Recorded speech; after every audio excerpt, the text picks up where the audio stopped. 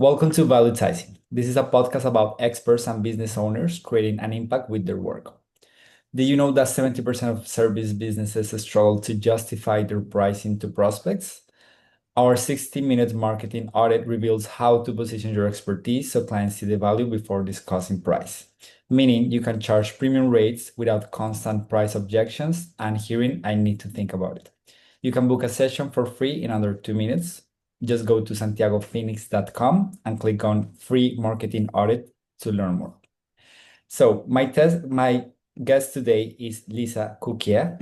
She's an award-winning attorney who has been named to Best Lawyers in America for 15 plus years. Lisa helps business owners and families protect their wealth during family transitions, and she's the attorney other lawyers call for their most complex cases, such as family disputes, high asset divorces, and elder financial exploitation. Lisa, welcome to the show. Thank you. I'm delighted to be here. Thanks for having me, Santiago. Thank you. So I wanted to start with this question, which is, tell me something you believe about success that most people wouldn't agree with. Success is typically hard earned. It requires certain uh, characteristics, personality traits. In order to really meet with success, you need to put your mind to it. You need to focus. You need to make it a singular focus so that you're really drilling down on your goals. People who are business owners and who have success develop plans. They think about it. They strategize it.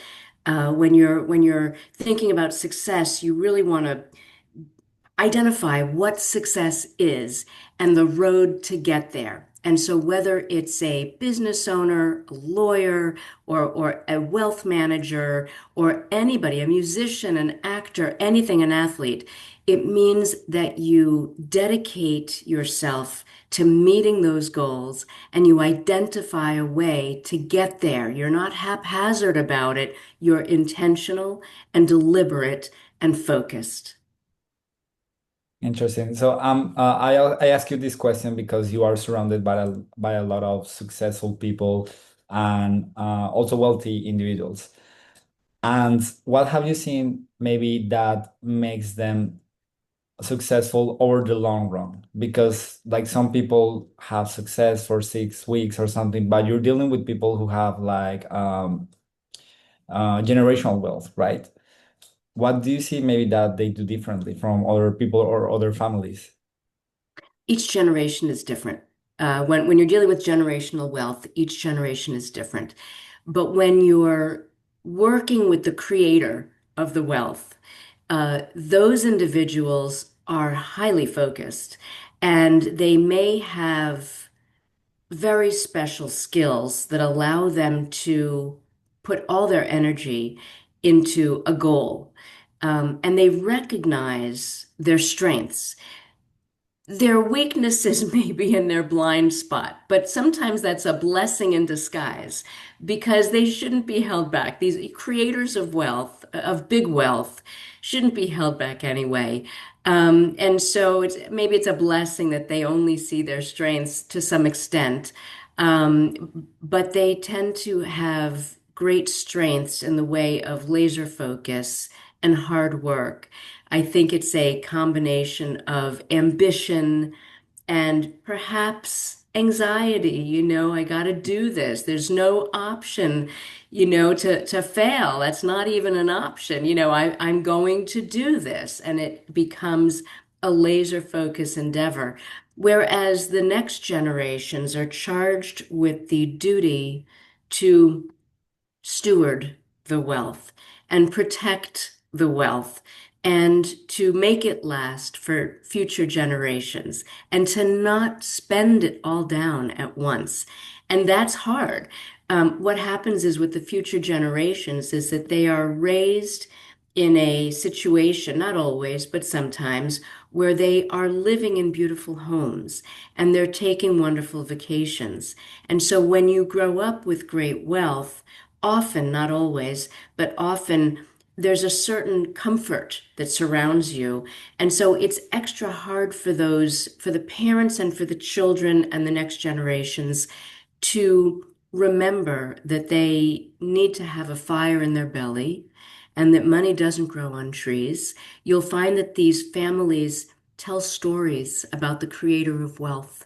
And there's a family paradigm about the creator of the wealth. And that runs like a vein through the families. And you remember the story about the creator and how hard that person worked and what values they had. And it creates a family paradigm where everybody works together to preserve the wealth and to keep working hard. So I've seen that in families of great wealth where you develop a respect for the creator and a paradigm within the family that shapes everybody's interest in continuing the trend out of family pride. Interesting, family pride. So interesting. Yeah, because like how do you stay motivated when you have everything covered, right? Yeah. You know, a lot of parents, I understand this because I represent people of all ages. A lot of parents don't tell their children about the extent of their wealth. And I support that. I support it. You don't have to tell them. It's private, you know. You don't have to tell them about your state plan. They don't need to know about the trusts, whether they're your trusts or your children's trusts. The children should be encouraged to work, to earn, and they should have those family paradigms that we need to be self-supporting, that money doesn't grow on trees. We have these idioms and maxims. You know, money doesn't grow on trees. You need to have a fire in your belly. All of this, and I think it's important to sometimes not tell the children how comfortable is. They can see. They see the house they're living in, and they know the house their friends are living in. They know the vacations they take and the cars that are being driven, and they know when they're going to restaurants. They know what's going on. Kids are not dumb. They know, but they don't have to know the extent of it, and they don't have to be led to believe that they're going to be supported forever. And that's why I find that these families really require that their kids study hard, go to the best schools, work, go to college, go to graduate school, keep going and keep earning, get a job, and they become competitive in their own right. And so I do see that multi-generational wealth can continue so long as you are raising children with a certain set of values. And a lot of my clients are doing that. They actually send their children to educational programs where the children have an opportunity to develop philanthropical goals and learn how to give away some wealth, but the full value of wealth is not disclosed, just a portion of it. And that's one nice way to keep to educate the family and keep the generational wealth stable and being used for productive purpose and stewarded for future generations. Yeah, it's so great to hear that from you because you have like this one-on-one experience with these families. Um, so in your experience, I guess the answer is no, but there is this myth that if you devote yourself to growing a business or build wealth, you won't have time for your family. In these families that you see every day, does that happen, or how do they navigate that? I my clients do have time for family. I think once once they've created the wealth, the vacations become longer and the whole family goes along. You know, I see my clients taking their family and extended family and the multiple branches away to wonderful places, and they're all spending a lot of time together. They often have multiple homes. And the homes become a home that's open to many people in the family. Um, I, I would imagine that during the process of wealth creation, a lot of people don't see dad or mom a whole lot because they're working a whole lot. They're working 7 days. They're sometimes traveling, and a lot of times you're not with family at that point.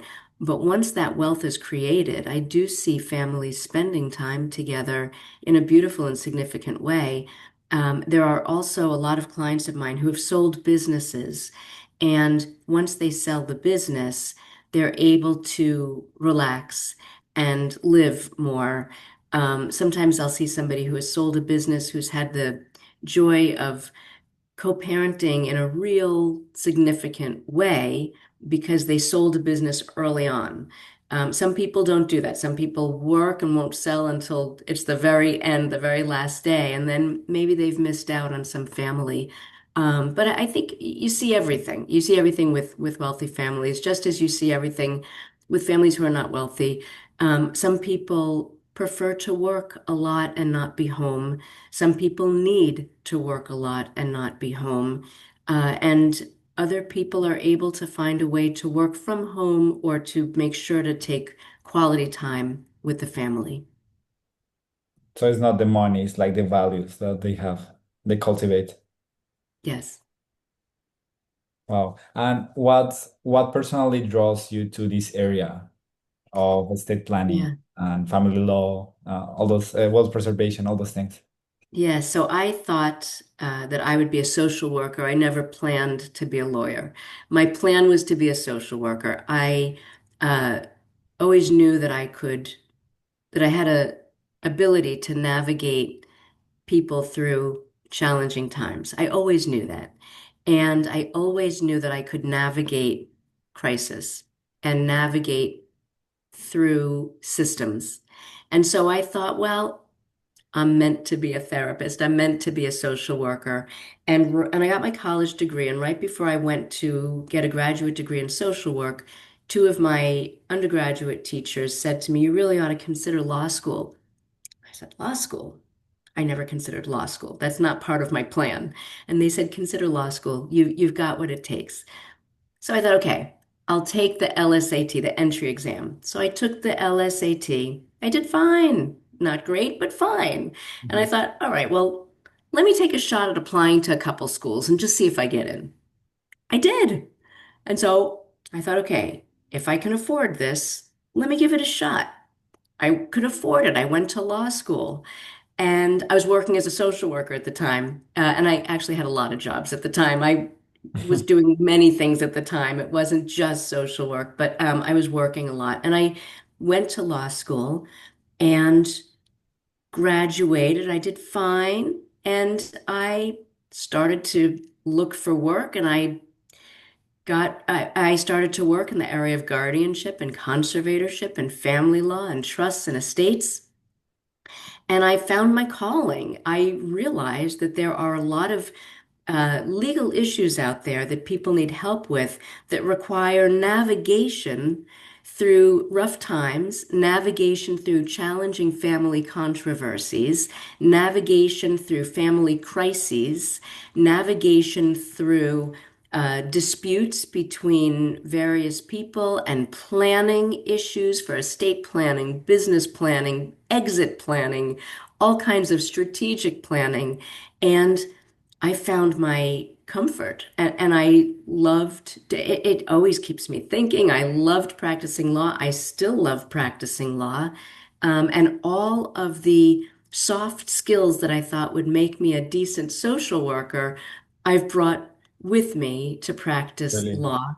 And so once I finished law school, I was done with social work and I've been practicing law ever since for 30 years. Wow, that's great that you found a way to integrate all your skills and interests into this calling.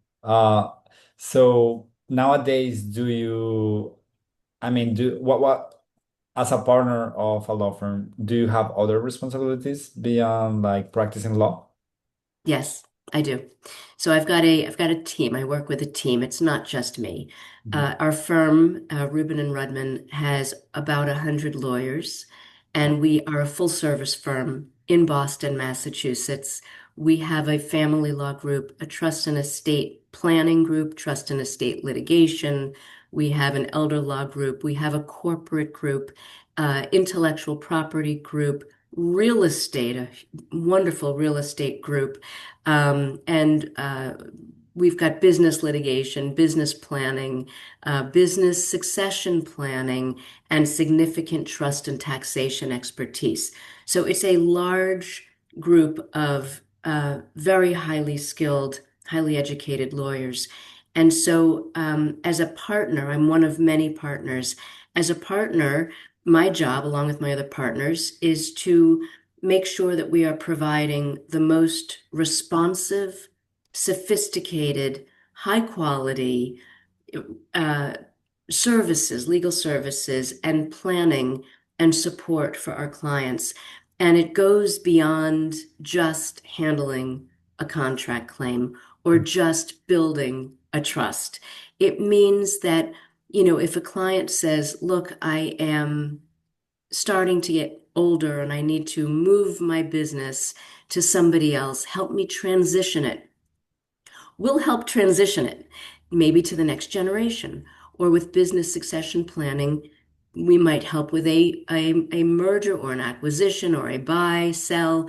We might help in families with prenuptial planning, divorces, postnuptial planning, planning for custody, for parenting plan.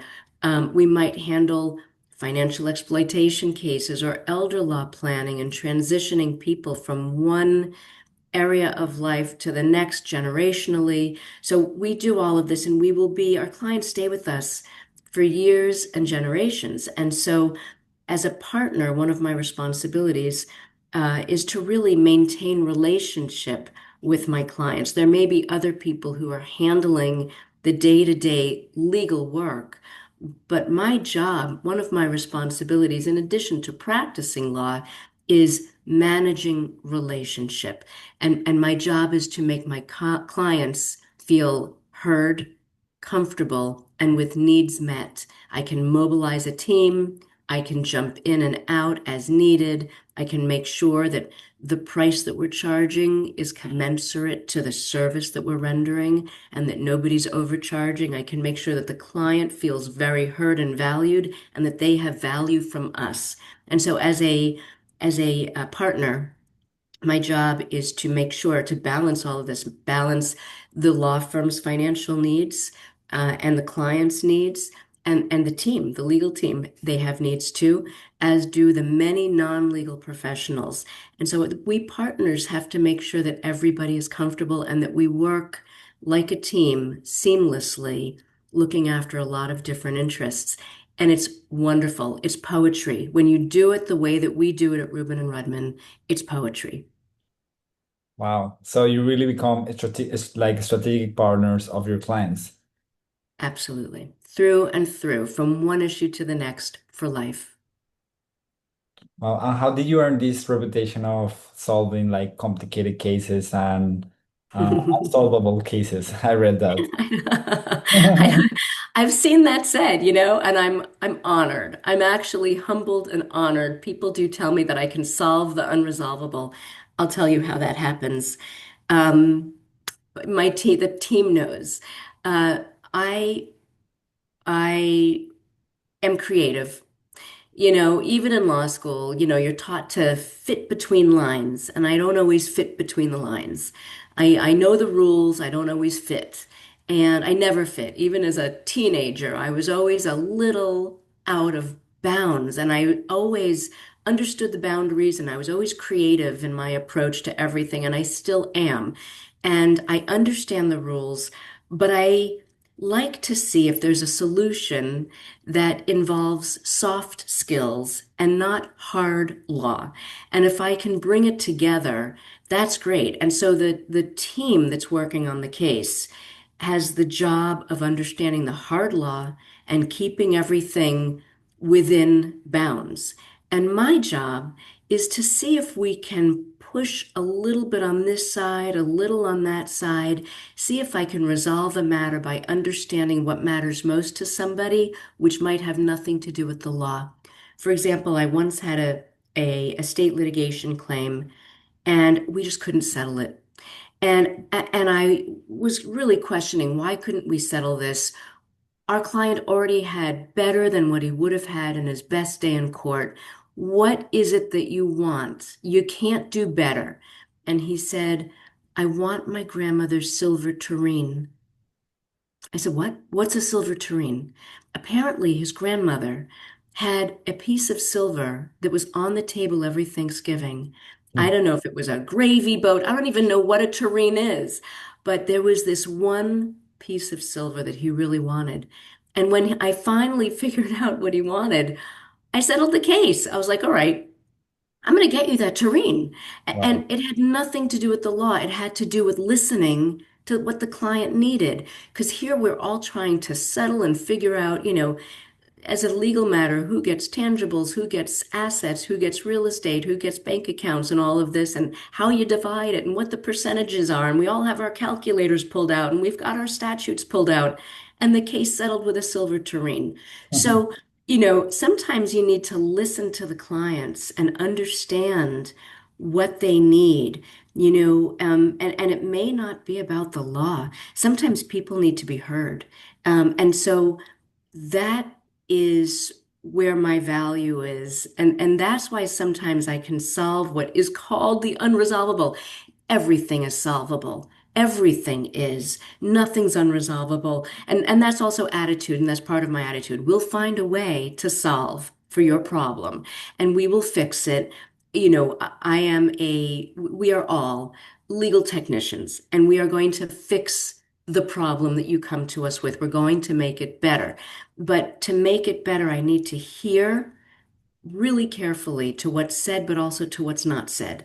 And I need to understand what is important to my client and what's important to the other side. If I can figure out what's important to the other side, and if I can know the judge and understand what's important to the judge, then, and that's why relationship matters, then I have a soft skill of being able to uh, figure out what has nothing to do with law that has to do with resolution of problems. And that's, I think, why people say that I solve the unresolvable. Anybody could do it, but it means a special listening skill that has nothing to do with statutes or calculators.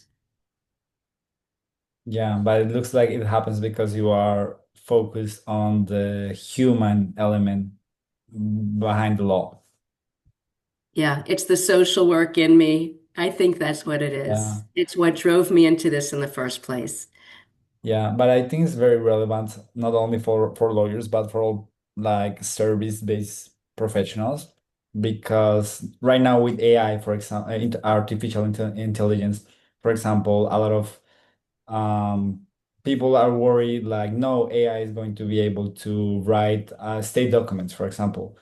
But what I don't see I doing anytime soon is all these soft skills and relationship building and kind of nuances that go in really having a long-term relationship with a client, right? That's exactly right. I mean, AI, the latest development and greatest development is AI. And I use chat all the time, chat GPT. Chat's my neighbor. Like it's on my phone. If I have a question, like if, let's say the refrigerator's not working right, I ask chat. I'll put my model number into chat and chat tells me how to fix it. And so I'll just tinker with it because chat told me how to do it. And I love chat. I'll ask chat everything. But you're right. So AI necessarily is sanitized of the soft skill that happens when you work with people. And so AI may be able to draft things or explain things or accumulate data and create big data type of analysis, prediction, generation of idea or assembly of issues, but it's not listening to the unspoken tappings of life. And that requires a human with a certain skill set because chat only takes what it receives when it's going to give you output. And it only receives the written word. It doesn't receive unspoken nuance, body language, that kind of thing. It doesn't receive that. It doesn't receive the sensory input that you have when you meet with somebody face to face and when you really understand just because you see somebody's eyebrow move a centimeter and you know what that means. Chat doesn't see that, and AI doesn't see that. And so it's necessarily sanitized of the soft skills and the understanding of the tappings of life. Yeah, that's so that's amazing. And this leads me to this last section about with such a big law firm. I think you mentioned you have like more than 100 attorneys. What are like what have you noticed that works best to attract new clients? Because we have spoken about kind of retaining them, but what has worked best for you or your law firm to attract new clients? Relationship. So one of the things that you'll find at a firm like mine, and this is not just the partners, it's the associates as well, we build relationship. So if anybody is on any of the social media sites and you look up the firm Rubin and Rudman, you will see that we are out all the time meeting people, socializing, teaching, instructing, talking, building relationship. We're building relationships with other lawyers, with wealth managers, with business owners, with realtors, with mortgage brokers, with lenders, with banks, with the general public, with anybody out there. We're building, and we're building relationship in a genuine and targeted way. And that's how to attract clients. That the one way is to be out there. You can't attract clients if nobody sees you. So you've got to be out there building relationship. But the other thing that's also important that one of my mentors taught me is the other piece of building new clients is serving your existing clients well, because those are also referrers. And you need to do top-notch work because those people, your existing clients and your former clients, are going to refer people to you and they're going to be talking about you. And lawyers out there are going to know you. You build a reputation as you go as a lawyer. And so you need to do top-notch work in the moment as well as building when you're networking for the future. I I I love that so much. Yeah, yeah. Because a lot of people focus so much on business development that they neglect or yeah, neglect serving their existing clients. And it Yes. looks like the same things that helps you retain those relationships, which is that also helps you attract those relationships. Yes. Yeah. Interesting. Well, my last question to you would be, what's one thing you wish you had known earlier about building a law practice? Uh, oh, that's an interesting question. Um, I, I think I did not anticipate how, frankly, anxiety producing it is to practice law. I didn't know. I thought it was going to be just intellectually stimulating, and it is. It's intellectually stimulating. I love every day. I'm always intellectually stimulated. That's why they call it practicing law. You're always practicing. It's always a new day. It's always interesting. It's always vibrant and dynamic, and I love that. But it's anxiety producing.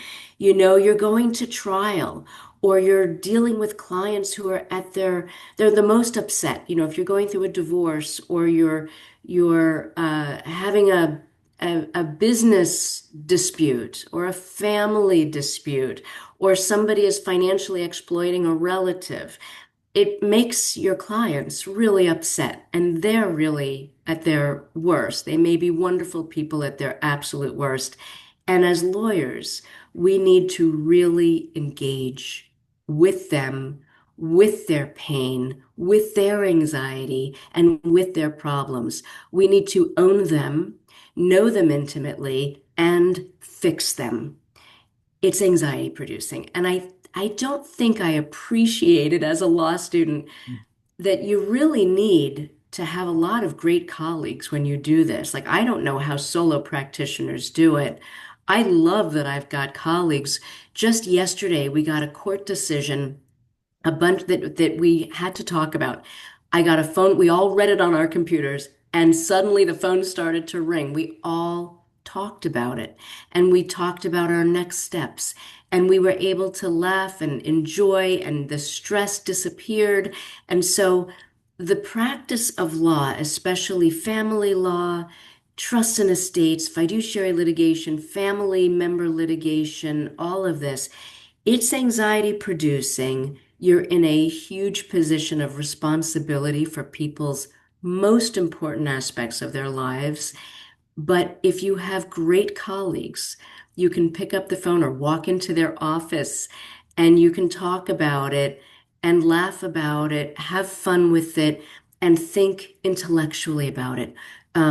We're able to take the stress away, the anxiety away, just by talking it through and think strategically, okay, what's our next tactical step? And when you think about the next tactical step, suddenly it's not about the anxiety at all. The anxiety is then gone. It's about how are we positioning this on the chessboard? If my next move is to the left, what is going to be the reaction? And then how am I going to move to the right? And do I want three steps to the right or one? And you then start planning. And when I move three steps, what's next coming at us? And then we develop the next plan. And so we'll sit there, and before you know it, the anxiety's gone, and we've plotted our course on a chessboard for legal, tactical strategy and action planning. And suddenly we're back on track. But I'll tell you, nobody told me that you're going to have moments where you're like, oh my, this is hard for the client, and I'm absorbing it, and it doesn't feel good. Right. Oh my God. Yeah, like attorneys get paid a lot of money, but there's a reason why, right? Like Yes, being a neurosurgeon, they get also paid a lot of money, but I can imagine the stress that they deal with. I can't imagine. Yeah, but same thing with lawyers. Thank you. It's Yeah, yeah. fun. There's also fun to it. It's intellectual. It's intellectual athletics. That's what it is. It's intellectual athletics. You got to be on your game thinking at all times, and that's fun. Yeah. I can see it energizes you. It Yeah. does. It Thank does. you so much for sharing everything you have shared, your message, your expertise, your experience. I think this podcast is valuable not only for attorneys, which we do have attorneys in our network, but also for any professional who is looking to kind of find their passion and go all in a way that's very service mission based or yeah, that they want to serve others throughout their work. So where can people learn more about you if they want to get in contact? Thank you. So I can be found on LinkedIn. My name is Lisa Cukier. And from LinkedIn, you can find my contact data, but I am on LinkedIn periodically. So that's an easy way to contact me. Anybody can Google me as well. The last name is Cukier, and my first name is Lisa. Thank you so much, Lisa. Have a great day. Thank you. You too. Thank you. Bye bye.